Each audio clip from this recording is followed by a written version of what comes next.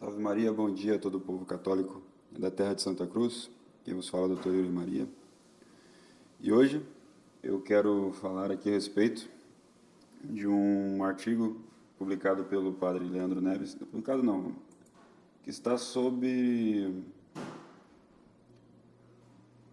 revisão do padre Leandro Neves. Foi organizado pelo Rodrigo Santana Silveira. O nome do artigo é um artigo de 100 páginas ali.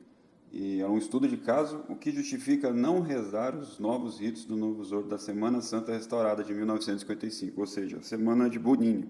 Por que não... Qual que é a justificativa para a gente não rezar esse rito?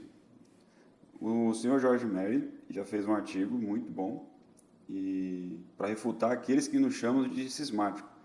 Já o Leandro Neves fez esse artigo aqui sobre a responsabilidade dele, e no artigo está dizendo que é ilícito você rezar a Semana Santa. Então você que está rezando essa Semana Santa reformada está correndo em uma coisa ilegal, é ilícito. Por quê? Ela não foi promulgada.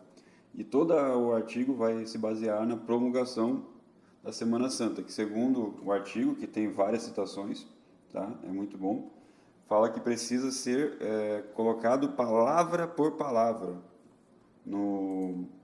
na ata apostólica, na acta Santa Sedes, os atos da Santa Sé. Inclusive ele cita várias fontes, né? Não só São Pio X, mas também tem o cardeal Merry Deval. Inclusive aqui o próprio cardeal fala a respeito. Inserte verbo ad verbum fuissent. Ou seja, seja inserido palavra por palavra. E como não foi inserida palavra por palavra, não é promulgado daí. Não é uma coisa que foi promulgada pela igreja. O que torna a Semana Santa reformada ilícita. É um artigo bem assim, tem algumas falhas. Eles falam ali que as congregações romanas são infalíveis, né? Eu não concordo com isso. O Jorge Mary tem várias citações que congregações romanas, para serem infalíveis, tem que ter ali o caráter forma especial, né, do Papa. E já houve, na história da Igreja, promulgações da congregação romana que foram erradas mesmo. Então, a congregação romana não é infalível porque a infalibilidade é intransmissível. Isso é uma coisa do artigo que eu acho errado. E eu também não concordo com algumas coisas sobre promulgação, porque aí vamos entrar na lei que promulga, que precisa de um tempo também para ser uma lei de peso, ter validade, uma lei que não teve que foi uma aceitação dócil da igreja, fácil. Uma lei, para ser uma lei dura, tem que durar, acho que 10 anos, algo assim. Mas não vem a questão, eu não lembro direito. Mas isso aí se pode encontrar em Santo Afonso, da promulgação da lei também. O que é interessante é a resposta de Boffet, né, dos franciscanos de Boffet. Um artigo de 100 páginas foi respondido em 2 páginas. Que é até interessante aqui. Paz e Bem fez nos pedido fazer uma pequena avaliação sobre o estudo do artigo do padre Leandro Neves, que foi revisado, né? Então ele passa parte ali de uma premissa maior, premissa menor e conclusão. Então ele realmente, assim, premissa maior do artigo: para a promulgação de um novo rito é necessária sua publicação nos atos da Sé Apostólica, de forma que todo o rito, palavra por palavra, seja inserido nas atas. E é isso que realmente provou o artigo. E a premissa é menor: se isso não aconteceu na Semana Santa Reformada, logo esses ritos não foram promulgados. É isso aqui, o resumo mesmo do artigo, excelente. Só que o que eles falam aqui, né? Que essa parte palavra por palavra, que seguindo a fonte deles é o próprio Papa São Pio X, está traduzido errado. Está traduzido errado. E por isso não se vale nem a pena comentar esse artigo. O artigo já está com um vício, né? Aí eles concluem que a premissa maior, a mais importante, é supostamente provada com uma tradução errada. Que valor tem todos os raciocínios edificados sobre esse frágil fundamento? Mas é uma coisa evidente que eles não leram o artigo, porque não tem só ali, né? Tem vários outros teólogos que falam a mesma coisa. Impressionante, 2 páginas, eu fico impressionado porque é um seminário, né? Tem não sei quantos, 200 mil freis ali e só conseguiram refutar o artigo com 2 páginas. E de forma tão errada assim, é triste. Mas isso aí foi o que aconteceu nessa semana.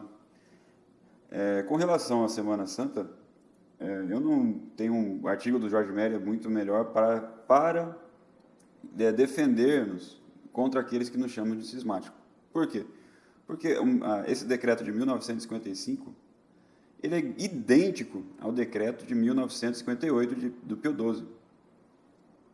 Idêntico. Que é o decreto Instrução sobre a Música Sacra e a Sagrada Liturgia. Que é a promulgação em forma, assim, é idêntica de 1955. Foi tudo com Pio XII, foi a congregação, é idêntico, idêntico. O jeito dela ia para toda a igreja, tá? E por que eles não seguem essa reforma?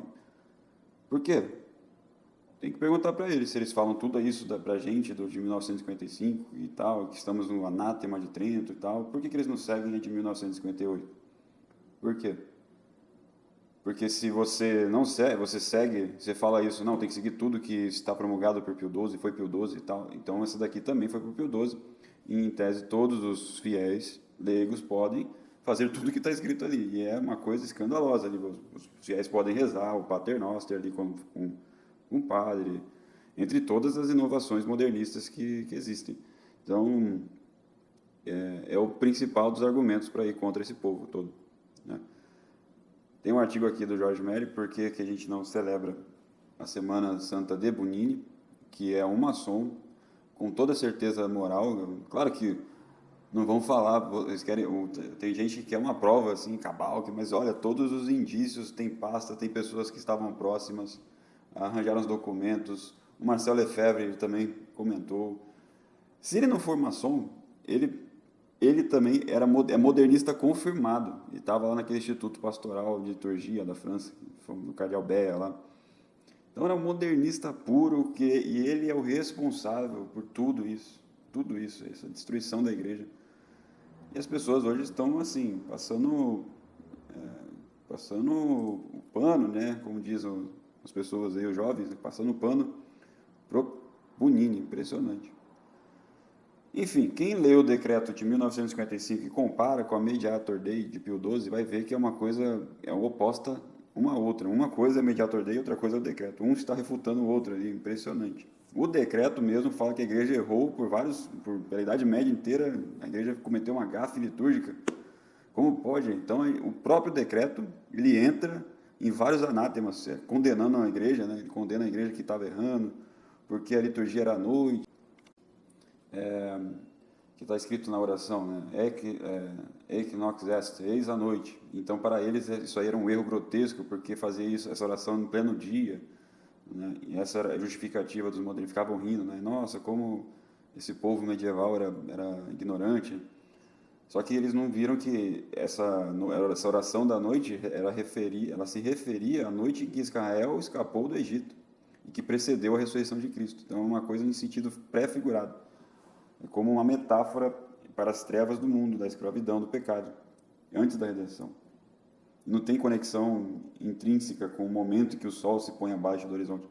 Então é uma coisa espiritual, que nunca vai ser compreendido por qualquer um que é naturalista e cético, né? Principalmente maçom. Dentre outras coisas, tem muita coisa aqui no artigo. Muito bom. Mas eu fico aí deixando